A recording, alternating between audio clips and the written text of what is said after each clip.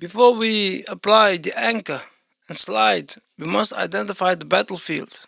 In networking, we call this the interesting octet. This is the section of the IP address where the change is actually happening. The IP address is a cornerstone of networking, but it is not a monolithic block. It is 4 octets, 4 rooms in a house. The CIDR notation, that slash number at the end, tells us which room we need to renovate. If you see a slash dash 24 slash 25 up to a slash 30, the action is taking place in the 4th octet. The first 3 sets of numbers 192.168.10 are locked. They are the suite name. We do not touch them. We only care about the last number. If you were dealing with a slash 16 through a slash 23, the interesting octet would be the 3rd one. But for the majority of standard local networks and certification exams, you will be operating in that 4th, final octet. Identify this first. Do not waste mental energy calculating boundaries for the first 3 numbers if they are static. Focus your eyes on the interesting octet. That is where we will place our anchor. Once you have identified the interesting octet, you must determine the size of your vessel. We call this the block size, or sometimes the magic number. Every CIDR notation corresponds to a specific quantity of IP addresses. This is not random guessing, it is immutable math. When you see a slash notation, you are looking at the rigid container. A standard slash is the whole pie, 256 addresses. But as we borrow bits to create subnets, we slice that pie in half repeatedly. A slash 25 splits the network in 2. The block size is 128. A slash 26 splits it again. The block size is 64. A slash 27 has a block size of 32. A slash 28 has a block size of 16. A slash 29 has a block size of 8. And a slash 30, typically used for point-to-point router links, has a block size of 4. You must memorize this sequence: 128, 64, 32, 16, 8, 4. Think of these as the increments on a ruler. The network does not allow for a subnet of 13 addresses or 50 addresses. It does not exist in the binary logic. You must use the standard block sizes. If you need 12 hosts, you cannot cut a custom piece of fabric. You must take the block of 16. The error most students make is trying to force an IP address into a range where it does not belong. Networking operates in an orderly and efficient manner. It requires you to respect the block size. Now that we have our block size, we execute the anchor. The anchor is your network ID. The network ID is the very first address in the subnet. It is the identity of the network itself, the street name for that specific block. It is reserved. You cannot assign this number to a computer, a printer, or a router interface. The rule of the anchor is absolute. The network ID must always be a multiple of the block size. Let us apply this. Consider the IP address 192.168.10.145 with a slash 26 subnet mask. Step 1. Recall the block size for a slash 26. As we established, it is 64. Step 2. We must find the multiple of 64 that sits closest to our target number, 145, without going over. We are looking for the floor. We count by our block size. Start at 0. The first subnet always starts at 0. 0 plus 64 is 64. 64 plus 64 is 128. 128 plus 64 is 192. Stop. Look at your targets. 145. 192 is too high. We have overshot the destination. We must retreat to the previous multiple. That multiple is 128. Therefore, your anchor is 128.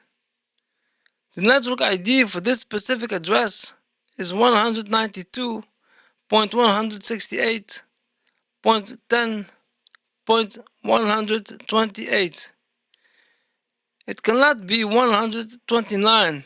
It cannot be 140. Just like your home address identifies your house number and the street you live on, the network ID defines the street. The street starts at the intersection, not in the middle of the block. This eliminates the need to convert 145 into binary code under pressure. You simply count by the block size until you pass your target. Then step back. That is your anchor. The anchor secures the beginning of the network. Now we must determine where it ends. This is the slide. To find the end of your current subnet, you simply slide your calculation to the next anchor point. Returning to our example of the /26, our current anchor is 128. We add the block size of 64 one more time. 128 plus 64 equals 192. 192 is the anchor of the next network. It is the start of the neighbor's property. In networking, boundaries are strict. You cannot encroach on the next subnet. Therefore, your current network must end exactly one number before 192. 192 minus 1 is 191. This is your broadcast address, 192.168.10.191. The broadcast address is the last address in the subnet. It is used to communicate with every device in that specific block simultaneously. Like the network ID, it is reserved. It is not for host assignment. Now you have the rigid walls of your container. The network ID is 128. The broadcast ID is point 191. Everything inside those walls is your usable host range. The first usable IP is one step up from the anchor, 129. The last usable IP is one step down from the broadcast, 190. This corresponds to the -2 rule you see in textbooks. Total blocks size minus the network ID and minus the broadcast IP equals the usable hosts. 64 minus 2 equals 62 usable devices. By anchoring at the start and sliding to the next block, you define the secure environment in which your devices operate. If you configure a device outside this range, it simply will not talk to the gateway. Let us test the structural integrity of this method with the type subnet, a /28. You are giving the IP 10.5.5.215/28. You need to identify the valid host range to ensure this device can communicate. Step 1. The interesting octet is the fourth one, 215. Step 2. The block size. A /28 corresponds to a block of 16. Step 3. The anchor. We need to count by 16s to get close to 215. This requires basic arithmetic. Do not rush this. 16 times 10 is 160. That gives us a starting point closer to the target. 160 plus 16 is 176. 176 plus 16 is 192. 192 plus 16 is 208. 208 plus 16 is 224. Our target is 215.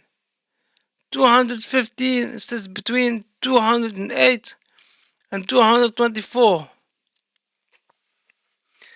Therefore, we drop our anchor at the floor 10.5.5.208.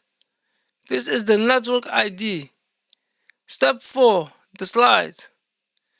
The next multiple was 224. That is the start of the next subnet. We slide back exactly one digit. 224 minus 1 is 223. The broadcast address is 223. The usable range is everything in between. Start after the anchor, 209. Stop before the broadcast, 222. The range is 209 through 222. If you tried to assign 223 to a gateway, your configuration would fail. If you try to assign 208, it will fail.